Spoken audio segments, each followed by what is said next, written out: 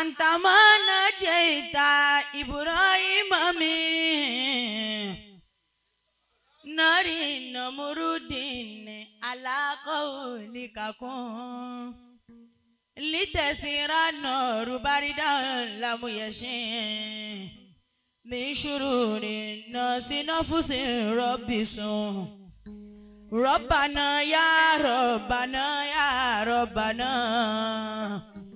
ربنا يا ربنا يا ربنا. Mo fi ìkàlẹ̀ bá mi àgbà Àdámáníjà, mo fi kí gbogbo àgbàlagbà tó ń bẹ níkàlẹ̀, mo kí àrídùnnú dáadáa, mo kí bàbá dáadáa, ògo, mo kí gbogbo ẹ̀yin àfà kọ́lọ́jà rẹ̀ ń pẹ́, mo kí ìwọlé bàbá àgbà Márìndọ̀tí kọ́lọ́jà rẹ̀ ń pẹ́. Nítorí ọmọ rọ́bì abúlé mi ládùn ká wà ládàá. Kurotale aini kazahali gada. Kurotale aini kazahali gada. Amiru matakala anihumulam yatibi. Aishuhu isima yekun fi shiabi. Walahun filikolibi ala monsibi. Wabihim kuna fulano biabi.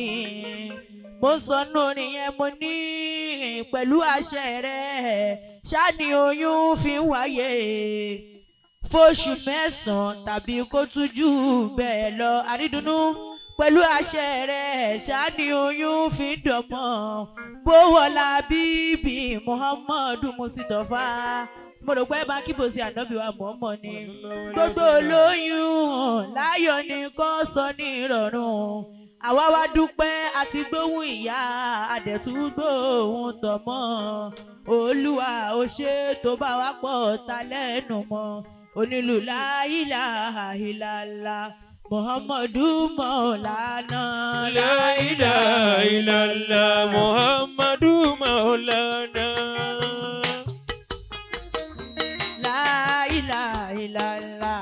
Muhammadu Maulana. La ilaha illallah Muhammadu Maulana. Allahu ya Allahu ya Allahu Maulana. Allahu ya Allahu ya Allahu Maulana. Ya Malijali Qasidi ya Gauza Maulana. La ilaha illallah Muhammadu Maulana.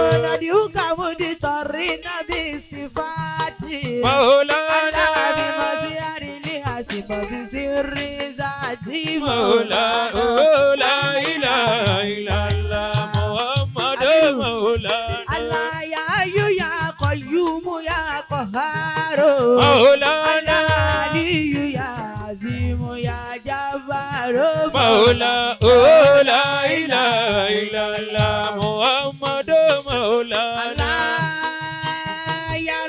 Wafasina ilali mamati bifitani zamani wali afati wakati mulana ya Rabbi bilimani wakhusana bilifauzi fili jinani ya baru ya karimu ya wasulu ya malana isaluhu mabsulu.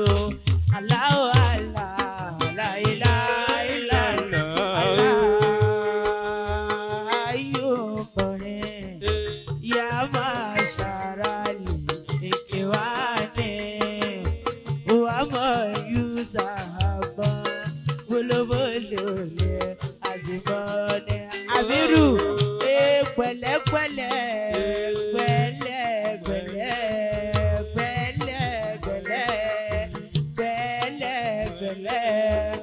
Amiru ọkọ Rohima.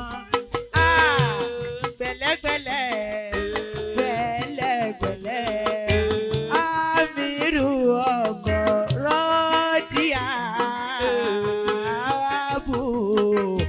Mustopha Ameer Shabaab Abu Mustopha Sirru Zamani Abiru ọkọ̀rọ̀ dìyà.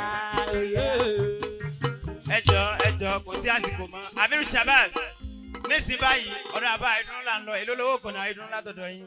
Ẹjọ́ bàbá ẹ̀yin ò fẹ́ ká síbẹ̀ àgbọ̀dọ̀ síbẹ̀.